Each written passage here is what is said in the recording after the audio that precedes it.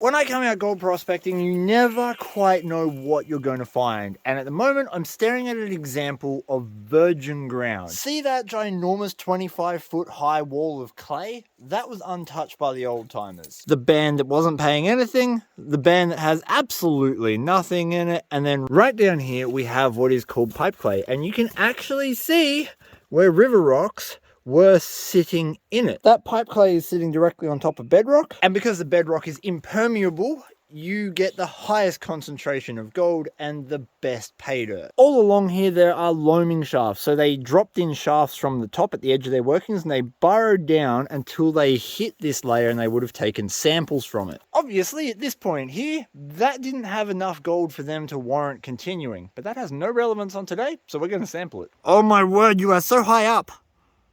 Look at you! You are a complete psychopath. You literally just jumped off that ledge. If you want to know how much chill a service dog has, zero. Zero fear. It terrifies me sometimes.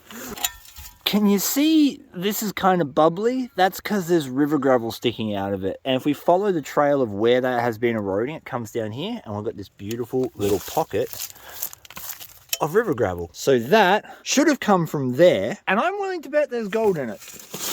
Oh, everything's so slippery.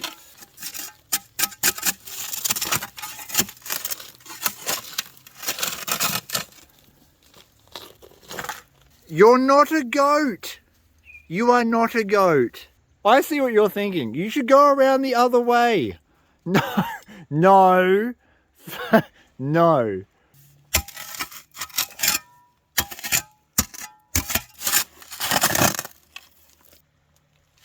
There are legitimately so many pockets of this gravel, like one there. There's a little bit down in there. I just cleaned that one out from there. Possible pay dirt everywhere. I'll be taking that. Kind of. This is super awkward panning because there's really no places to kind of get down to the water. But here we are. That cream color is really indicative of older ground on Reedy Creek.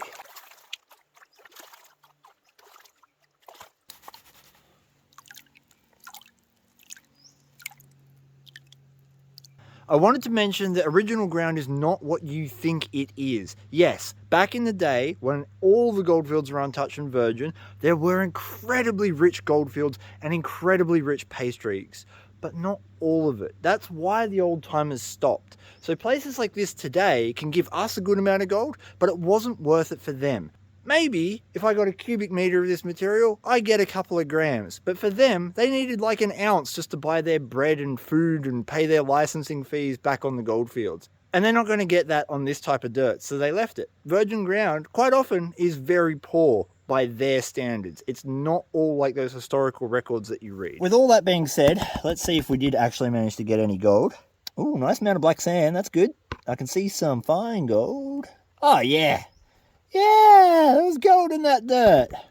Look at that. We've probably got 20 nice pieces in there. Not a massive take of gold, but not bad either. Where that becomes relevant is that as time goes on and more of this bank erodes, it erodes into the creek. So theoretically speaking, right on the edge of this creek would be a great place to check because it's getting the benefit of having that kind of gold shed off it every time it rains. But it is almost dark. I'm going to find my mountain goat.